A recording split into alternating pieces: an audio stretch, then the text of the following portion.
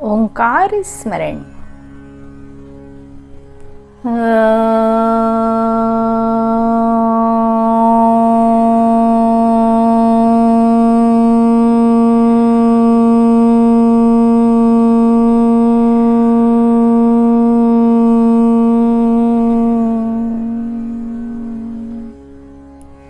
दोस्तों,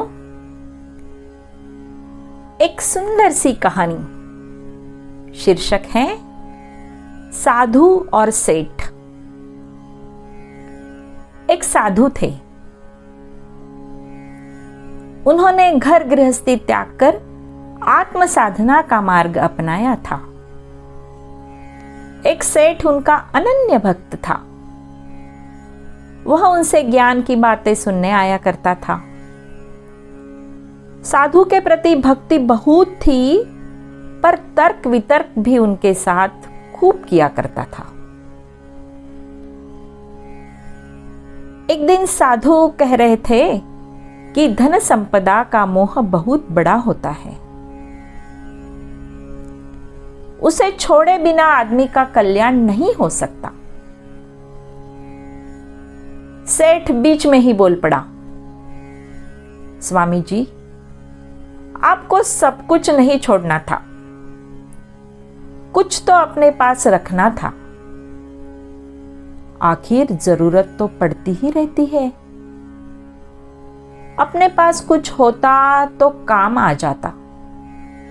मुझे ही देख लीजिए, मेरे पास धन दौलत है तो किसी के आगे हाथ नहीं फैलाना पड़ता। साधु ने कहा, सेठ जी, संपत्ति के साथ विपत्ति भी जुड़ी हुई है।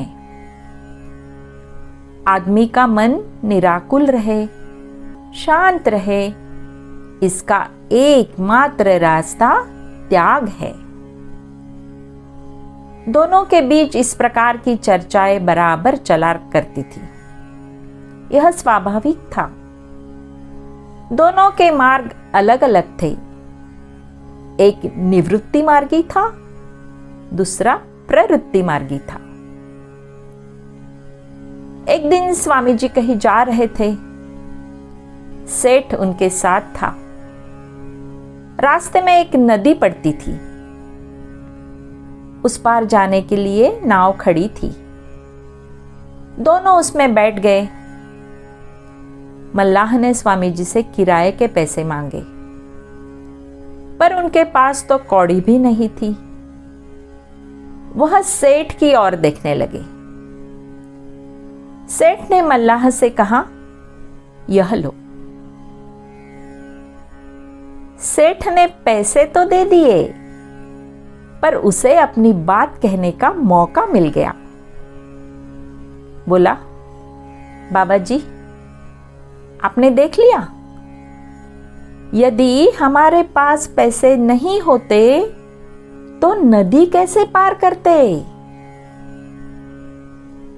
फिर थोड़ा रुककर व्यंग्य स्वर में कहा, स्वामी जी, जब आपका त्याग छोटी सी नदी पार नहीं करा सकता, तो संसार के सागर को कैसे पार कराएगा? साधु भी कम नहीं थे। बोले, सेठ जी, यदि तुम अपने पैसे अपने पास ही रखते तो नदी कैसे पार करते? जब तुमने पैसों का त्याग किया तभी तो नदी पार कर सके।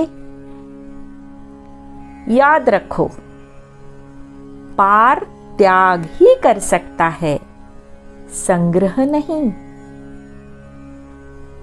सेठ यह सुनकर चुप रह गया। धन्यवाद दोस्तों।